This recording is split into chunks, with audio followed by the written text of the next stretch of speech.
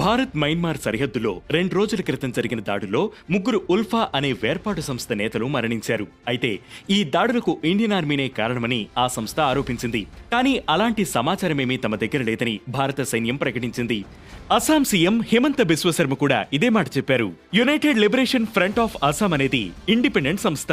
ఈ సంస్థ సాయుధ పోరాటం ద్వారా భారత ప్రభుత్వం నుంచి ప్రత్యేక సార్వభౌమాధికారం గల అస్సాం కోసం వేర్పాటు ఉద్యమం నడుపుతున్నారు. భారత మయన్మార్ మధ్య 1600 కిలోమీటర్లు ఉండే సరిహద్దు ప్రాంతంలో ఈ సంస్థ మొబైల్ క్యాంపులు నిర్వహిస్తోంది. ఈ సంస్థకు పరేష్ బరువా నాయకత్వం వహిస్తున్నారు.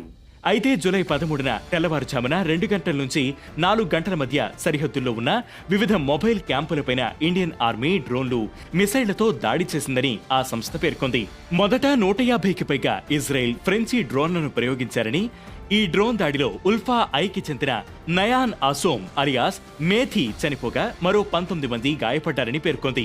మరి కాసేపటికి మృతుని అంత్యక్రియలు సాగుతున్న సమయంలో రెండోసారి మిసైల్ దాడులు చేపట్టారని, ఇందులో మరో 2 అగ్రనేతలు బ్రిగేడియర్ గణేష్ అసోమ్, కల్నల్ ప్రదీప్ అసోంలను కోల్పోయామని పేర్కొంది.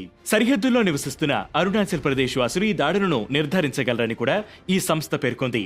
ఉల్ఫాతో పాటు మణిపూర్ రెవల్యూషన్ ఫ్రంట్ కూడా దాడులకు సంబంధించిన ఆరోపణలు చేసింది.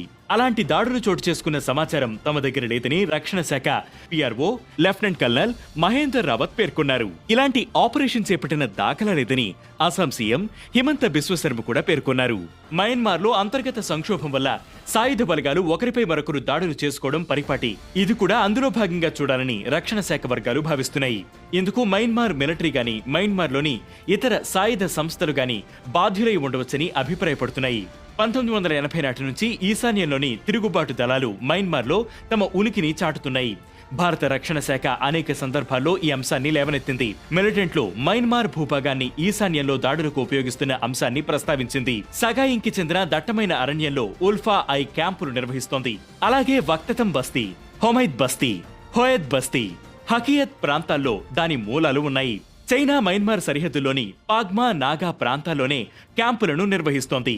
పీపుల్ లిబరేషన్ ఆర్మీ, ప్రభక్, కేవైకేఎల్ వంటి సంస్థలు కూడా ఉన్నాయి. 2019లో భారత్ ఆపరేషన్ సన్ రైజ్ పేరుతో ఉల్ఫా, నాగా మిలిటెంట్ల సంస్థ అయిన ఎన్ఎస్సిఎన్ ఇతర ఈశాన్య తిరుగుబాటు దళాలను అణిచివేసేందుకు ప్రత్యేక ఆపరేషన్ నిర్వహించింది. ఇప్పుడు అలాంటి ఆపరేషన్ నిర్వహిస్తే అధికారికంగా ప్రకటన చేసి ఉండేదనే అభిప్రాయం వ్యక్తమవుతోంది. అటు మయన్మార్ వైపు నుంచి ఎలాంటి ప్రకటన విడుదల కాలేదు. ఈ నేపథ్యంలో ఈ అంశంపై సస్పెన్స్ కొనసాగుతోంది.